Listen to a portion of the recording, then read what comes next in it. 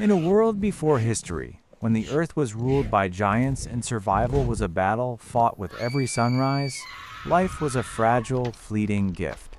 It was a time when the line between friend and foe, between nature's beauty and its unforgiving cruelty, was drawn anew each day. For a child, the world is a place of wonder, not of rules. An innocent heart sees not a predator, but a playmate, a kindred spirit in a vast, lonely world.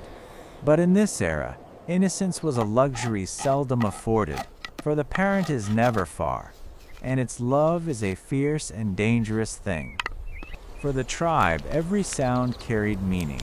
A cry in the distance was not just noise, it was an alarm, a call to action, a signal that the delicate balance of their existence had been threatened. To protect the family was the only law. To run towards danger for the sake of another was the purest instinct. Survival was a journey without end. Every step was a gamble against the elements, against starvation, against the things that hunted in the tall grass. A storm on the horizon was not a spectacle. It was a death sentence for those caught in the open. The sky itself could become the enemy, and the only shield was the strength to keep moving, to carry the young, and to find shelter before the world was washed away. Yet even in this brutal world, compassion was not a weakness. It was a flicker of the humanity that was to come. To see a creature in peril, helpless, and alone, and to offer it sanctuary, was an act of defiance against the harsh laws of nature. It was a promise that even in the heart of the struggle, kindness could find a way to survive. The world was a cycle of storm and calm. Moments of peace were precious, earned through vigilance and sheer will. In the quiet aftermath, under the shelter of ancient stone, the family could rest. The hunt could wait.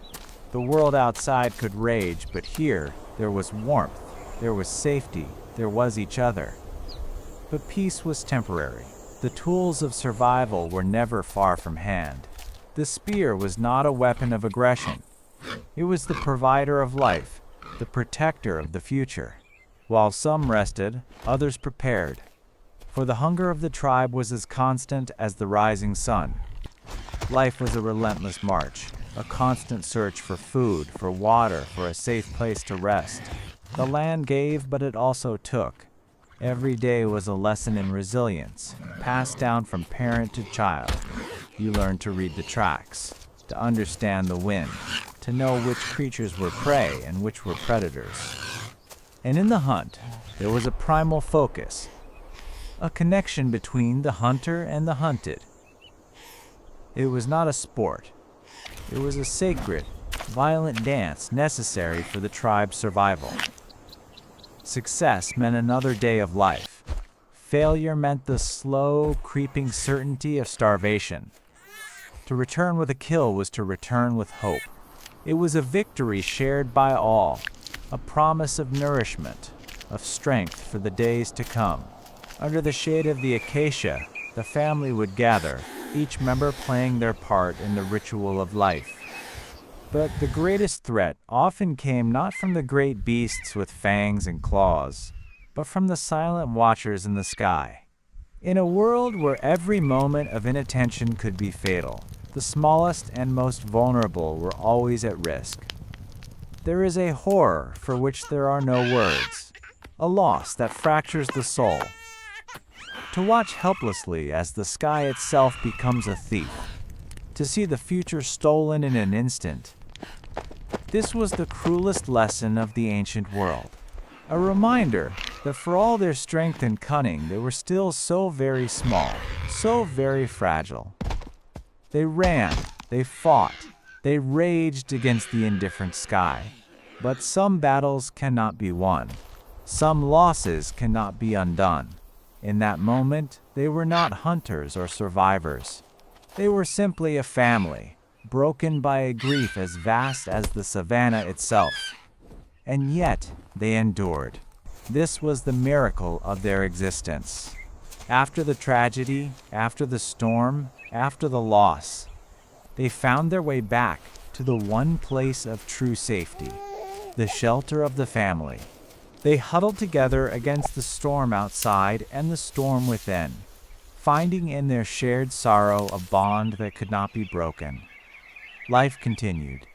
The great herds moved across the plains, the vultures watched from their perch, the rains came and went. The world did not stop to mourn their loss. And so, neither could they.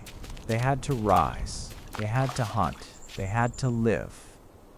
They learned that family was not always defined by blood. Sometimes, it was forged in the crucible of a shared storm, in an act of kindness that defied the brutal logic of their world. A creature saved from the flood becomes a part of the pack, a living symbol of their own resilience.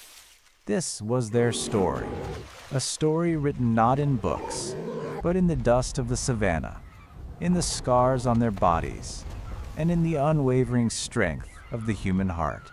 They faced down saber-toothed cats, hunted under impossible skies, and endured unimaginable loss.